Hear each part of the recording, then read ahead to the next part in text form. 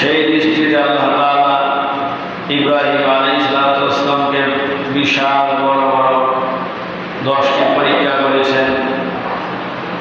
তার মধ্যে একটি পরীক্ষা ছিল আগুনের ভিতরে নিক্ষিপ্ত হওয়া।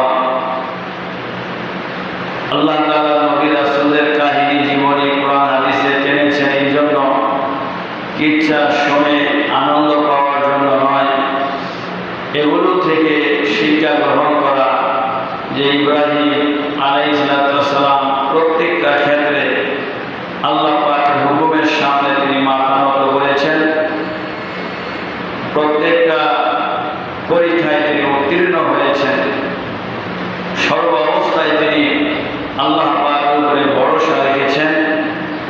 এগুলো থেকে শিক্ষা গ্রহণ করা যে আমাদেরও এইভাবে প্রত্যেকটা সেক্টরে, প্রত্যেকটা ক্ষেত্রে, প্রত্যেকটা মুহূর্তে আল্লাহ পাকের উপরে যেন আমাদের পূর্ণ আস্থা এবং বিশ্বাস রাখতে পারি, এগুলি হচ্ছে শিক্ষা গ্রহণ করা। আমাদের সামনে আসতেছে কুরবানির বিষয়ে আমরা প্রত্যেক বসে আলোচনা করি, আমরা সকলে জানি। আলোচনা করলেও আমরা যারা কুরবানি দেওয়ার জন্য নিয়োগ করেছি ইনশাআল্লাহ দিব। তারপরও আমাদের বিশেষ বিশেষ কিছু আলোচনা করতে হয়। আমরা 2 জুমা যাবত আলোচনা করেছিলাম যে ইব্রাহিম আলাইহিস সালাম কিভাবে জন্মগ্রহণ করলেন, নমরুদ কিভাবে তাকে জ্বালা যন্ত্রণা দিলেন, আগুনে নিক্ষিপ্ত হলেন। এরপরে বলেছিলাম যে তিনি আগুন থেকে বের হয়ে এর পরবর্তীতে তিনি যখন বিবাহ করলেন এক রাজার মেয়ে হযরতে সারাকে, তিনি এতই সুন্দরী ছিলেন, হাদিসের ভিতরে আল্লাহ রাসূল বলেন 4জন নারী হচ্ছে সবচাইতে সুন্দর, বিশ্ব সুন্দরী, অনেক সুন্দর করে আল্লাহ বানাইছেন। তার মধ্যে একজন হচ্ছে হযরতে সারা, ইব্রাহিম আলাইহিস সালামের প্রথম স্ত্রী। সুবহানাল্লাহ। তিনি যখন মিশর দিয়ে যখন তার স্ত্রী সারাকে নিয়ে যখন সিরিয়ার উদ্দেশ্যে রওনা করলেন, ওই মিশরের বাদশাহ বড় খারাপ ছিল, নজর ভালো ছিল না, কুচরিত্রের ছিল। সুন্দরী মেয়ে দেখলেই তিনি তার গোপন রুমে নিয়ে তার সঙ্গে খারাপ আচরণ করত, বিভিন্ন জায়গায় লোক সেটিং করে রাখত। এখনো দেখবেন আমাদের দেশে কিছু মানুষ আছে, একজন মানুষ কেউ কোথাও থেকে ঘুরতে আসলে অথবা ভাই বোন ঘুরতে আসলে বিভিন্নভাবে তাদেরকে আটকায়া ফিটিং খায়, আসেনি নাই? আসে না? এগুলো কিন্তু পৃথিবীর শুরু থেকে শুরু হয়েছে। তো এই রাজা বিভিন্ন জায়গায় রাস্তার মোড়ে মোড়ে পাহাড়ের আশপাশে লোক ফিট করে রাখতো, যদি সুন্দরী কোনো নারী কেউ নিয়ে যেত আর তার লোকেরা তার কাছে ধরে নিয়ে যেত, সে তাদের সাথে অপকর্ম করতে পারে। নাউজুবিল্লাহ। ইব্রাহিম আলাইহিস সালাম মিশর দিয়ে রওনা হচ্ছেন। নমরুদের লোকেরা, এই মিশরের রাজার লোকেরা দেখতে পারলো এত সুন্দর মেয়ে কোনোদিন সে দেখে নাই। এবার জিজ্ঞাসা করলো, এটা তোমার কি হয়? ইব্রাহিম আলাইহিস সালাম স্ত্রীকে বললেন, উনি আমার বোন। বলতে পারেন তিনি কি মিথ্যা কথা বলছেন? যেহেতু স্ত্রীকে বোন বলেছেন, তিনি একটু কৌশল অবলম্বন করছেন, কারণ তিনি জানতেন এই মিশরের বাদশাহ এমনিতে খারাপ হইল, 2-1টা মানুষের গুণ থাকে ভালো। ভাই আর বোন যদি একসাথে যাইতো তখন তাদেরকে ধরে নিত না, আক্রমণ করতো না, খারাপ কাজ করতো না, স্বামী স্ত্রী বললে নিয়ে যেত। তো ইব্রাহিম পয়গম্বর চিন্তা করলেন যেহেতু এর সমস্যা হতে পারে, এই জন্য তিনি কৌশল করে তিনি বোন বলেছেন। আবার হাদিসে রাসূল বলেছেন, আল মুসলিম আখুল মুসলিম, এক মুসলমান আরেক মুসলমানের ভাই, এই হিসাবে তিনি বোন বলেছেন। তো এটা কোনো মিথ্যা কথা না। তিনি আরো এক জায়গায় বলেছিলেন, যখন মূর্তি ভাঙার ব্যাপারে জিজ্ঞাসা করছিল ইব্রাহিম, তুমি চলো আমাদের সঙ্গে মেলায় যাইবা, তিনি বলছে ইন্নী সাকিম, যে আমি অসুস্থ। ওই সময় তিনি মানসিক অসুস্থ ছিলেন, এখনো তিনি মিথ্যা বলেন নাই। তারপরে বলেছিলেন এই মূর্তিগুলোর ব্যাপারে তুমি জানো? তিনি বলছিলেন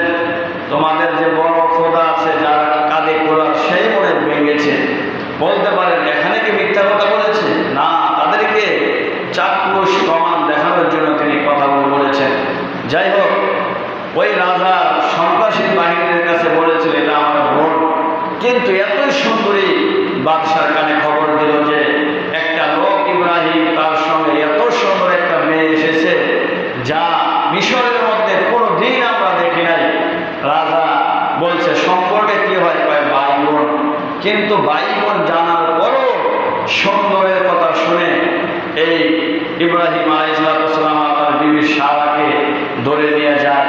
নিয়ে যাওয়ার পরে ইব্রাহিমকে এক রুমে বন্দি করলেন, আর হযরতের সারাকে অন্ধ মহলের ভিতরে বন্দি করলেন, যাতে তারা কেউ কাউকে দেখতে পারে না। ইব্রাহিম আলাইহিস সালাম 2 রাকাত নামাজ পড়ে আরশের মালিকের কাছে সাহায্য চাইলেন আর বললেন, হে মালিক, তুমি তো আমাকে বহু কষ্ট থেকে, তুমি বিপদ থেকে বাঁচিয়েছ। আমি জানি সব কিছুর উপরে শক্তি তোমার। আমার স্ত্রী সারাকে তুলে নিয়ে গেছে সন্ত্রাসী বাহিনী, আল্লাহ তুমি হেফাজত করো। সুবহানাল্লাহ।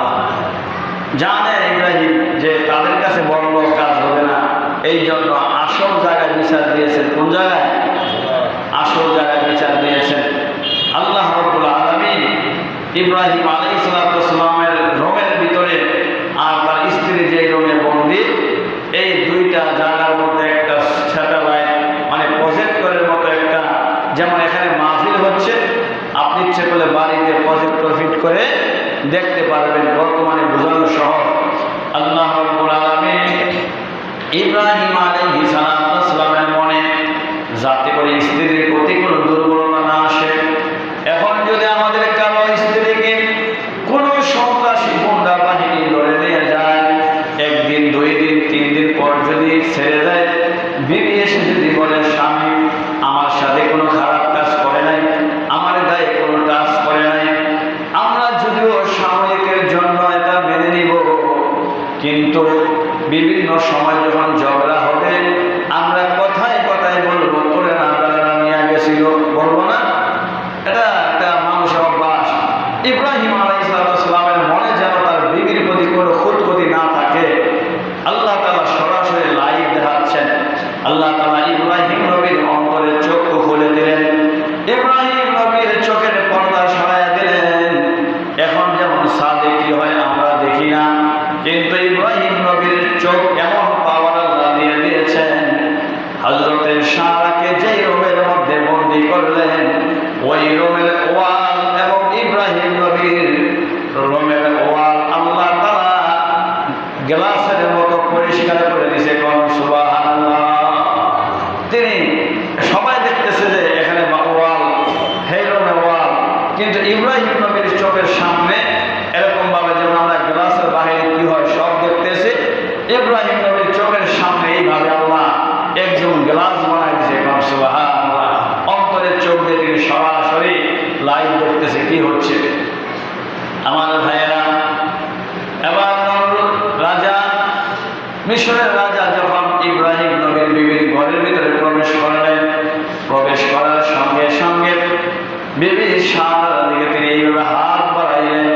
হাত বাড়ানোর সাথে সাথে আল্লাহ রাব্বুল আলামিন তার হাত প্যারালাইসিস বানায় দিয়েছে। সুবহানাল্লাহ। তিনি পা বাড়ালেন, পা হাঁটু পর্যন্ত জমিনের মধ্যে গেড়ে গেছে। এবার বুঝতে পারছে এই মেয়ে তো সাধারণ মেয়ে নেই। বলতেছে, সারা গো, তোমার রবের কাছে তুমি দোয়া করো আমাকে যেন তুমি ভালো করে দেয়, আর খারাপ ব্যবহার করবো না। দোয়া করলেন, আল্লাহ তাকে সুস্থ করে দিলেন। আবারও সে হাত বাড়াইছে, আবার হাত প্যারালাইসিস হয়ে গেছে। এইভাবে আবার দোয়া করলেন, আবার ভালো হয়ে গেছে। আবার তৃতীয়বারের মতো আবার যেমন হাত বাড়াইছে, পা বাড়াইছে, আল্লাহ তাআলা প্যারালাইসিস করে দিলেন, চোখটা বন্ধ করে দিলেন। এবার বাদশা অনেক কানতে মিনতি করে বলতেছে, আর জিন্দেগিতে তুমি কেন জীবনে কোন নারীর দিকে খারাপ নজরে তাকাইব না, তোমার রবের কাছে দোয়া করো। আল্লাহ রাব্বুল আলামিন ওই রাজাকে আবার সুস্থ করে দিলেন। এবার হযরত ইব্রাহিমের কাছে বিবি সারাকে আনলেন, এনে বলতেছেন, ইব্রাহিম দেখো, তোমার বিবির সঙ্গে আমি কোনো খারাপ ব্যবহার করি নাই। এই দিক দিয়ে তো ইব্রাহিম পয়গম্বর সরাসরি সব কিছু দেখছেন। সুবহানাল্লাহ। আল্লাহ দেখাইছেন যাতে করে কি হয়, ইব্রাহিম দেখো আমি কি করতে পারি, সব দেখছেন। বলতেছে তোমার বিবিকে তুমি নিয়ে যাও, তবে তোমার বিবি বড় ভালো, তুমি অনেক ভালো, তোমাদের দুজনের প্রতি আমি খুশি হইয়া আমি একটি নারী আমার কাছে আছে, এই নারীটার নাম হচ্ছে হযরতে হাজেরা, ইসমাইলের আম্মা। সুবহানাল্লাহ।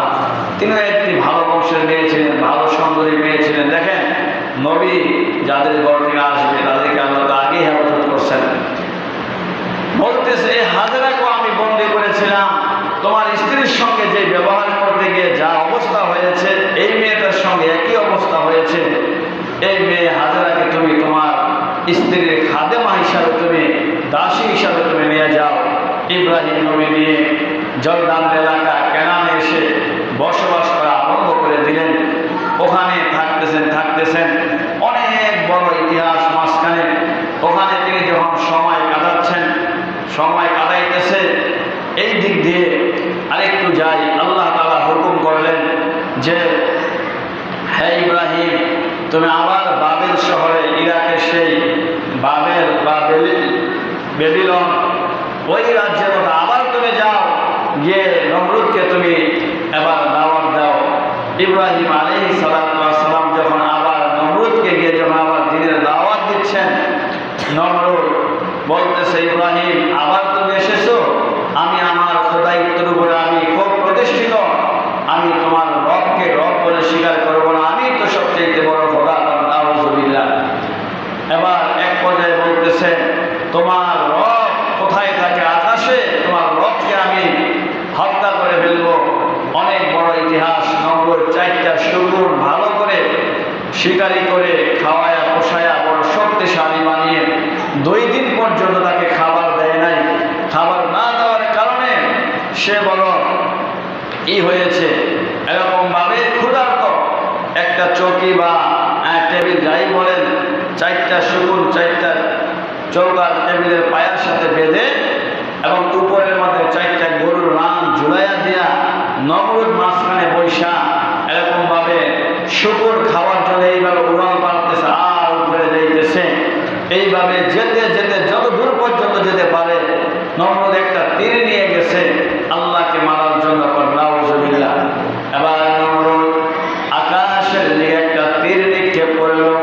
আল্লাহ রাব্বুল আলামিন বলেন, ও ফেরেশতা জিবরাইল, আমি আল্লাহ কাউকে নৈরাশ করি না। নমরুদ চেয়েছিল আমাকে হত্যা করার জন্য, নমরুদ তো আমার বিষয়ে জানে না। দাও দাও একটা মাছের পিঠের রক্ত ওই তীরের মাথায় তোমরা লাগায়া আবার নমরুদের কাছে তোমরা পাঠাও। আল্লাহর ফেরেশতারা মাছের রক্ত ওই তীরের মাথার মধ্যে লাগায়া আবার নমরুদের সামনে এসে হাজির করলেন। নমরুদ আবার শুকুরগুলার গোশতগুলা নিচের দিকে দিলেন। আস্তে আস্তে শুকুর আবার নমরুদকে মাটির মধ্যে নামায় দিয়েছেন। নামিয়ে দেওয়ার পরে নমরুদ বলতেছে, দেখো ইব্রাহিমের রব তার আল্লাহকে আমি হত্যা করেছি। নাউযুবিল্লাহ। ইব্রাহিমের কথা শেষ, আর কেউ নাই। এবার ইব্রাহিমকে বলতেছে তুমি এখান থেকে চলে যাও, আর না হয় তোমার রবকে তো শেষ করলাম, তোমার রবের সৈন্যবাহিনী সব মেরে শেষ করে দিব। আল্লাহর খলিল ইব্রাহিম বলেন আমার রবকে মারা এত সহজ নয়। এক পর্যায়ে ইব্রাহিম আলাইহিস সালাতু ওয়াস সালামকে বললেন, তোমার রবের যত শত্রু আছে যদি তোমার রবের বেঁচেই থাকে তোমার কথা অনুযায়ী, তাহলে আমি যুদ্ধ করব, তোমার রবের পক্ষ থেকে সৈন্যকে পাঠাও। এবার ইব্রাহিম আলাইহিস সালাম তার জায়গায় এসে 2 রাকাত নামাজ পড়ে বললেন, আল্লাহ এই অভিশপ্ত নমরুদকে তুমি ধ্বংস করো। আল্লাহ তাআলা 3 দিনের সময় দিলেন।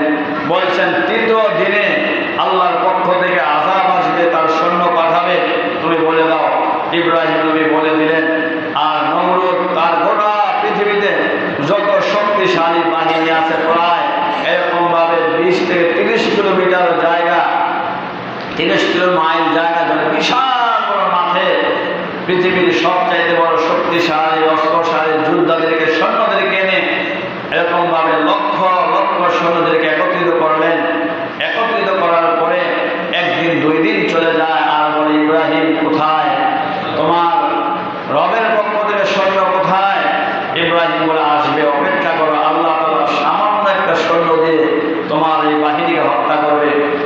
এমনি এমনিতেই নমরুদ হঠাৎ করে তার বাহিনী সকলেই তাকায়া দেখে পূর্ব দিক থেকে কালো একটা মেঘের ছাপ দেখা যায়, কিন্তু এটা তো কালো মেঘ না, ওই কালো মেঘের মতো আমার আল্লাহ যতগুলো নমরুদের বাহিনী ছিল, সৈন্য ছিল, প্রত্যেকটা সৈন্যের জন্য একটা করে মশা নাম সহ তাদেরকে পাঠিয়ে দিছে। সুবহানাল্লাহ। হাজার হাজার মশা যখন বন বন করে যখন আসতেছে, আসার পরে মুহূর্তের মধ্যে একটা মশা একজনকে কামড় দিতে দেরি জমিনের মধ্যে সঙ্গে সঙ্গে লুটে পড়ে যায়।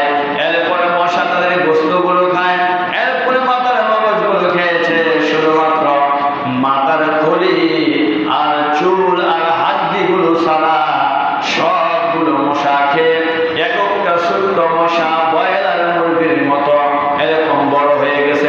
সুবহানাল্লাহ। 10 মিনিটের মধ্যে নমরুদের সব শেষ।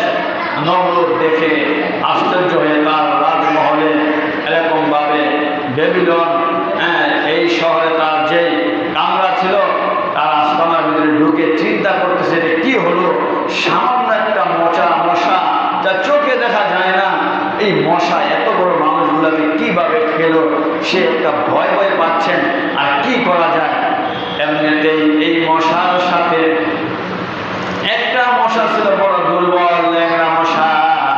এই মশাকে আল্লাহ আমি নিয়োগ করেছি তোমার দুশমনদের বিরুদ্ধে লড়াই করব, কিন্তু আমি দুর্বল হওয়ার কারণে পিছনে পড়ে গেলাম, আমি বুঝি যায় আর পাবো না, কোন দুশমনকে বুঝি পাবো না। আল্লাহ কয় তুমি বেজার হয়েও না, ধৈর্য ধারণ করে আস্তে আস্তে যেতে থাকো। তুমি যেহেতু আমার দুশমনের বিরুদ্ধে তোমার যতটুকু সম্পদ আছে ততটুকু দিয়ে যেহেতু তুমি চেষ্টা করতেছ, আমি আল্লাহ রাব্বুল আলামিন তোমার দ্বারা তুমি যত দুর্বল আমি তত বড় শক্তিশালী একজন দুশমন তোমার জন্য রেখেছি। সুবহানাল্লাহ। মশা যতটুকু দুর্বল ছিল ঠিক তত বেশি শক্তিশালী একজন বাদশাহ নমরুদকে আল্লাহ মারবেন, আল্লাহ বুঝাবেন। দেখেন একটা দুর্বল পানি দিয়ে শক্তিশালী বাদশাহ নমরুদকে আমি শেষ করলাম। চিন্তা করতেছে এই মুহূর্তে ওই ল্যাংড়া মশারা রাজ দরবারে ঢুকে নমরুদের হাতের মধ্যে বসলেন আর দেখে চিন্তা করতেছে এই মশাগুলোই তো এরকম ভাবে আমার সৈন্যদেরকে শেষ করেছে। চিন্তা করতে করতে মশাকে ধরতে গিয়েছে টিপ দিয়ে, হঠাৎ করে নাক দিয়ে ঢুকে মগজের মধ্যে চলে যায়। আর মগজের মধ্যে যখন কামড় দেয় তাহলে কেমন লাগে বুঝেন? শীতের দিনে মশারের ভিতরে একটা মশা গিয়ে কানের কাছে বন বন করলেই তো কেমন বিরক্ত লাগে। আর এই মশায় যখন নমরুদের মগজে কামড় মারে তখন আর সে ঠিক থাকতে পারে না, কখনো থাপ্পড় মারে, কতক্ষণ থাপ্পড় দেওয়া যায়। আবার একবার থাপ্পড় দিলে মশা একটু থামে, আবার থাপ্পড় শেষ, আবার কামড়ানো আরম্ভ করে। এইভাবে তার রাজ্যের প্রত্যেকটা সৈন্যকে বলছেন আমাকে থাপ্পড় দাও, কাউকে বলছে জুতাটা বাড়ি দাও, এরকম ভাবে কেউ থাপ্পড় দেয়, জুতাটা বাড়ি দেয়। অনেক অপমান অপদস্থ হয়েছে, যেহেতু আমি বিস্তারিত বলতে পারতেছি না, আমার অনেক আলোচনা আছে আমার সামনে কুরবানি। এরপরে এই নমরুদকে এইভাবে যখন একের পর এক যখন থাপ্পড় লাথি মারতেছে, এইভাবে শুধু নমরুদ না, দেখেন ইতিহাস খুঁজে ইসলামের যত দুশমন আছে, নবীর যত দুশমন আছে, আল্লাহর যত দুশমন আছে, যত নাস্তিক আছে, কাউকে না কাউকে আল্লাহ তাআলা হয়তো পানিতে চুবায়া আর না হয় জোতার বাড়ি খাওয়ায়া, এইভাবে আল্লাহ তাআলা আল্লাহর দুশমনদেরকে পৃথিবীর শুরু থেকে আজ পর্যন্ত যারা ইসলামের বিরুদ্ধে কথা বলে, কোরআনের বিরুদ্ধে কথা বলে, নবী রাসূল আউলিয়াদের বিরুদ্ধে কথা বলে, আল্লাহ যুগে যুগে তাদেরকে এইভাবে অপমান অপদস্থ করে। সুবহানাল্লাহ। এবার একজন বিশ্বস্ত লোক নমরুদ বলতেছে তুমি শুধু একটাই দায়িত্ব, আমার মাথার মধ্যে খালি জুতা দিয়া বাড়ি দিবা।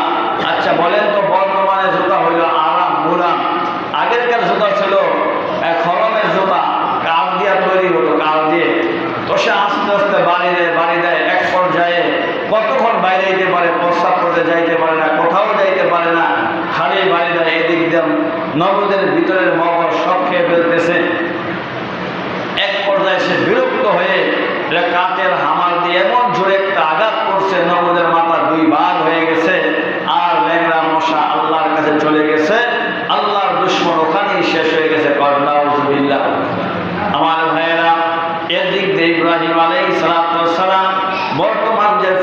সেই ফিলিস্তিনে। এখানে তিনি বসবাস করা আরম্ভ করে দিলেন। এখানে থাকতেছেন, কিন্তু 75 বছর বয়স হয়ে গেল, তার একটা সন্তান হয় না, নিঃসন্তান। আল্লাহর কাছে দোয়া করলেন, আল্লাহ আমাকে একটা সন্তান দাও। কিভাবে দোয়া করলেন? আল্লাহ কোরআনে বলেছেন, রব্বি হাবলি মিনাস সালিহিন। ইব্রাহিম নবী, আল্লাহ আমাকে একটা নেককার সন্তান তুমি দান করো। আল্লাহ পাক ইচ্ছে করলে 80 বছর 75 বছর বৃদ্ধের মাধ্যমেও আল্লাহ সন্তান দিতে পারে, পারে কি পারে না? আবার ইচ্ছে করলে 18 বছরের যুবক যুবতীর বাচ্চা না দিয়ে আল্লাহ রাখতে পারে। সব ক্ষমতার মালিক একজন, তিনি কে? আল্লাহ তাআলা। এবার ইব্রাহিম আলাইহিস সালামের যে বিবি সারা, তিনি বলতেছেন, স্বামী আমাদের নিঃসন্তান, আমাকে আম্মা বলার মতো কেউ নাই, আপনাকে বাবা বলার মতো কেউ নাই। আপনি একটা কাজ করেন, আমাদের ঘরে যে একটা দাসী আছে হযরতে হাজেরা, এই হাজেরাকে আপনি বিবাহ করেন। কিন্তু বিবির যদি মনে কষ্ট পান, এই জন্য বিবাহ করে না। অনেকবার বলতে বলতে হাজেরার অনুরোধে এবার ইব্রাহিম আলাইহিস সালাম হযরতে ইসমাইলের মা হাজেরাকে তিনি বিয়ে করলেন সারার অনুরোধে। বিয়ে করার পরে যখন আল্লাহর হুকুমে যখন ইসমাইল আলাইহিস সালাম জন্মগ্রহণ করলেন, আচ্ছা বলেন তো, এত বছর বয়স, 80 বছর বয়স একটা সন্তান পাইলেন, সন্তানের প্রতি ভালোবাসা কম না বেশি? বলেন বেশি। সন্তানকে আদর করে, বিবিকেও মহব্বত করে, ওই বিবিকেও মহব্বত করে। এরপরও দেখবেন 103 আর 103-এর এটা পছন্দ করে না, দুনিয়ার নিয়ম। এই বিবি কিন্তু বারবার বলার পরে বিবাহ করছেন, এখন আর ভালো লাগে না। ওই যে সন্তানে আব্বা এই আদর করে, বিবি কেউ আদর করে, এটা আর ভালো লাগে না। এতদিন তো দাসী ছিল, এখন তো স্ত্রী, একটা মর্যাদা বাড়ছে না।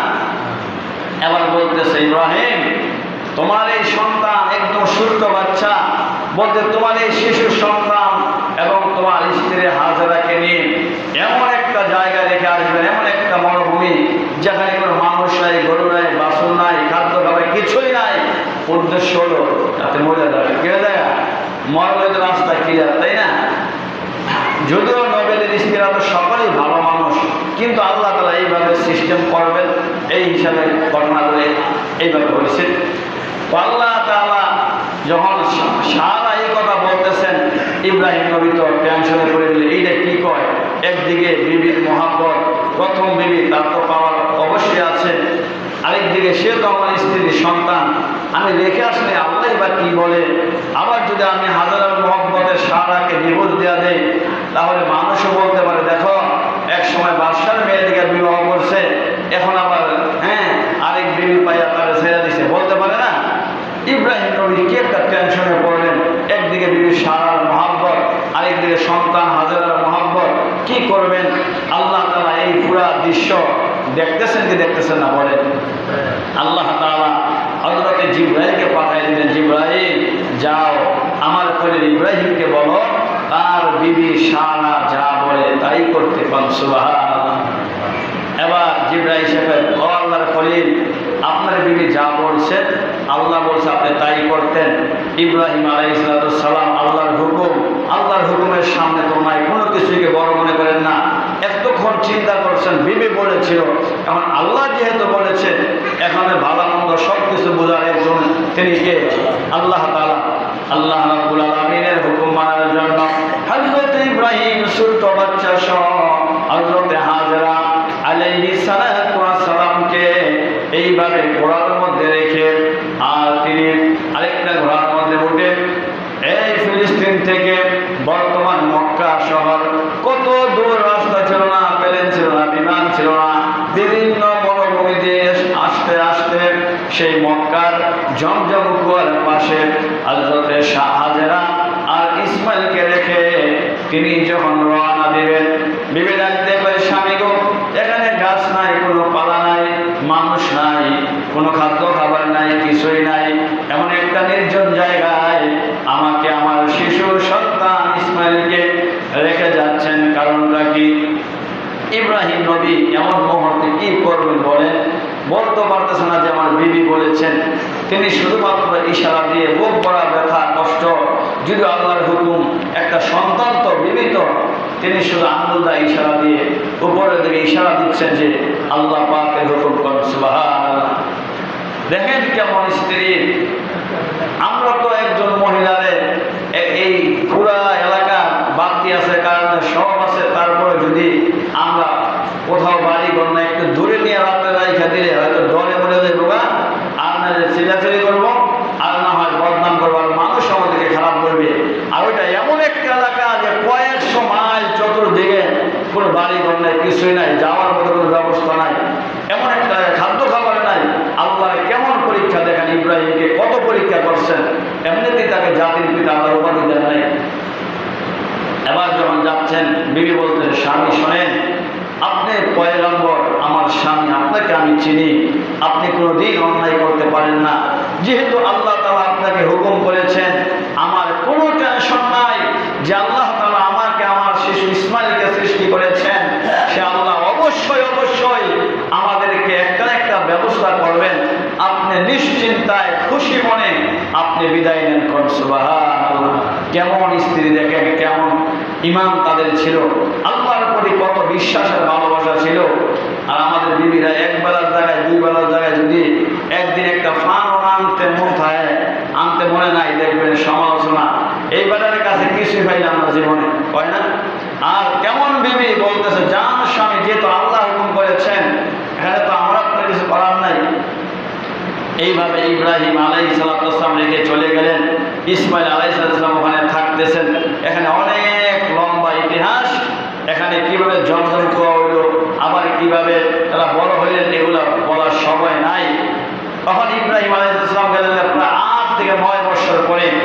তিনি বিবি সারার অনুমতি নিয়ে দেখেন যে সারা, একটু অনুমতি দাও, আমার সন্তানেরা বেঁচে আছে কিনা বা কিভাবে আছে আমি একটু দেখে আসি।